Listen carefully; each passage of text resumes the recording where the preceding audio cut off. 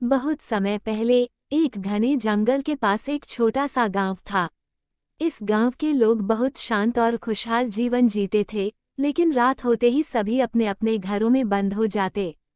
गांव में ये प्रचलित था कि रात में जंगल की ओर जाना खतरनाक है, क्योंकि वहां 3 सिर वाली चुड़ैल रहती थी। कहा जाता था कि चुड़ैल के 3 सिर थे, जो भी उसे देख लेता वह जिंदा वापस नहीं लौटता। एक दिन गांव में एक साहसी युवक अर्जुन अपने दोस्तों के साथ चुड़ैल की सच्चाई का पता लगाने की ठानता है। गांव के बुजुर्गों ने उसे रोकने की कोशिश की, लेकिन अर्जुन नहीं माना। उसने कहा, अगर यह सच है तो हम गांव को इस खतरे से बचाएंगे। रात के अंधेरे में अर्जुन और उसके दोस्त मशाल और एक टॉर्च लेकर जंगल की ओर बढ़े। जैसे जैसे वे जंगल में अंदर गए, ठंडी हवा तेज होती गई। अचानक एक चीख सुनाई दी जो पूरे जंगल में गूंज उठी। सभी दोस्तों के पैर कांपने लगे। अर्जुन का एक दोस्त वहां से भाग गया, लेकिन अर्जुन ने हिम्मत नहीं हारी। कुछ देर बाद उन्होंने देखा कि एक पेड़ के नीचे एक काली परछाई खड़ी है।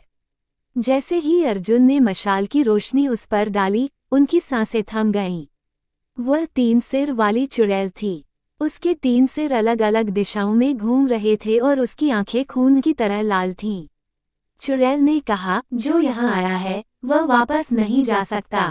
अर्जुन ने हिम्मत दिखाते हुए पूछा, तू कौन है और क्यों इस गांव को डराती है? चुड़ैल ने बताया कि वह एक शापित आत्मा है। उसके 3 सिर उसके गुनाहों का परिणाम है और उसे तब तक मुक्ति नहीं मिलेगी जब तक कोई उसकी पीड़ा को समझकर उसे माफ नहीं करता। अर्जुन ने उसकी सच्चाई सुनकर साहस दिखाया और कहा, मैं तुम्हें माफ करता हूँ। जैसे ही अर्जुन ने ये कहा, चुड़ैल के 3 सिर एक तेज रोशनी में बदल गए और वह गायब हो गई। चुड़ैल की आत्मा को मुक्ति मिल गई और उसके बाद गांव में कभी कोई अजीब घटना नहीं हुई। अर्जुन गांव का नायक बन गया और लोग उसे बहादुरी की मिसाल मानने लगे। चुड़ैल की मुक्ति के बाद अर्जुन का नाम पूरे गांव में गूंजने लगा। लेकिन कुछ समय बाद गांव में अजीब घटनाएं फिर से होने लगीं।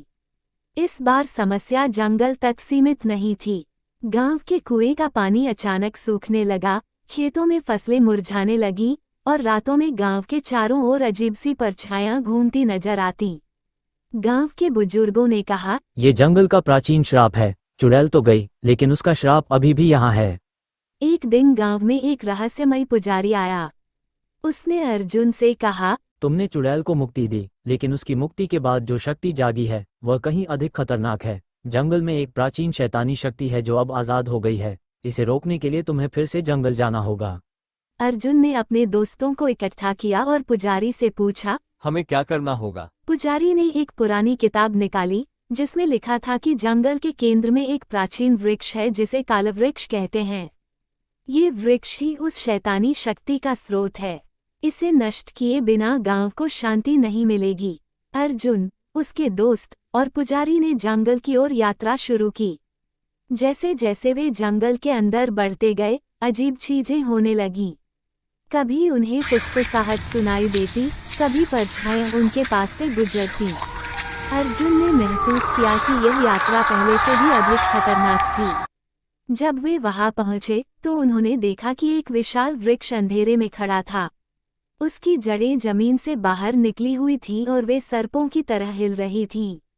अर्जुन ने जैसे ही वृक्ष के करीब जाने की कोशिश की, एक छाया उनके सामने प्रकट हुई। ये छाया खुद को कालरक्षक कहती थी।